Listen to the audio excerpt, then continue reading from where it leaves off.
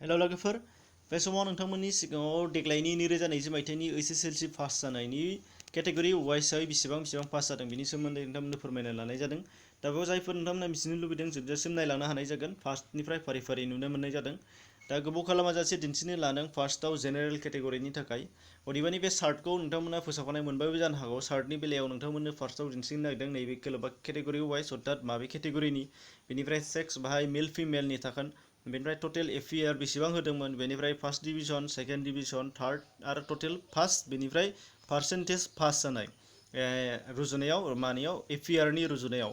दा बेयाव नोंथांमोना नुनो मोननाय जादों। बे हिसाबै जेनेरेलनि थाखाय नोंथांमोननो खिन्थाग्रोदों। जेनेरेल केटेगरिनि थाखाय टटेल एफियारा 63,300 टटेल एफियारा 1,40,133,133 होदोंमोन। बेनिफ्राय 64,382 साया हौवा, बेनिफ्राय हिन्जावा जादों 75,747 सामोन। दा बेनिफ्राय टटेल पास जानाया बेनि गेजेराव नैबाय नुदों। हौवाफोरनि बेलायाव 44,720 आरो हिन्जावफोरनि बेलायाव 48,494 सा, गासै 93,214 सा पास जादों। पार्सेन्टेज हिसाबै गासै 66.52। बेनिफ्राय फार्स्ट डिभिजननि बेलायाव नोंथांमोनहा नुदों। फार्स्ट डिभिजनाव हौवाफोरनाव 11,717 सा, हिन्जावफोरनि बेलायाव 11,327 सा। दा बिनि उनावहाय केटेगरि हिसाबै एसटि प्लेनाव नुनो मोनदों। एसटि प्लेन हिसाबै टटेल एफियारा एसटि प्लेनाव 54,999 सामोन। बेनिफ्राय पास जानायनि बेलायाव टटेल 35,828 सा। बेनिफ्राय मेल एबा हौवाफोरनि गेजेराव पास जानाया जादों 17,587 आरो हिन्जावफोरनि बेलायाव 8,241 सा जादों। टटेल पार्सेन्टेज पास जानाया 65.14। माखासेखौ नोंथांमोनाबो नायनो हागोन। एसटि हिल्सनि बेलायाव नुनो मोननाय जादों। टटेल एफियार्स 11,618 सा पास जादों। टटेल 6,239 सा, पार्सेन्टेज 53.70।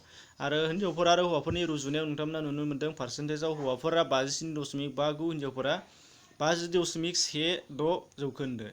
बेनिफ्राय नुनो मोननाय जादों अबिसिनि थाखाय नोंथांमोना नुनो मोननाय जादों। अबिसियाव गासै टटेल एफियारा 82,904 सामोन। टटेल पास जानाया 56,780 सा। बेनिफ्राय पार्सेन्टेजआ 68.949।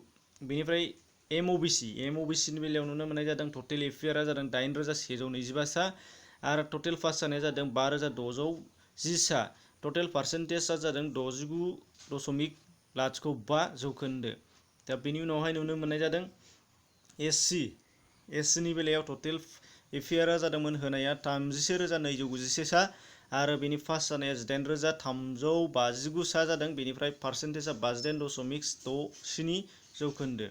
बेनिफ्राय नुनो मोनदों CWSN अर्थात चाइल्ड विथ स्पेसियेल नेचारनि थाखाय माखासे गोबांथार देहायारि गोग्लैसोनायफोरनि सुबुंफोरनि थाखाय बाहाय नुनो मोननाय जादों। टटेल एफियारा 685 सा।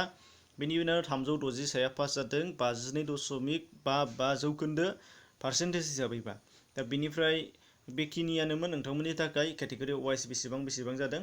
दा बेनि अनगायैबो गुबुन बिथिंनि नोंथांमोननि थाखाय भिडिअ लाबोगासिनो थागोन। नोंथांमोना नेबायनो जाबाय। आरो गुबुन भिडिअ नोंथांमोना डिसक्रिपसनाव थांनानै लिंक दं, बेनि गेजेरजों थांनानै नायनो हानाय जागोन। प्लेलिस्टनि गेजेरजों लानो हानाय जागोन। भिडिअखौ नायनायनि थाखाय साबायखर थाबाय।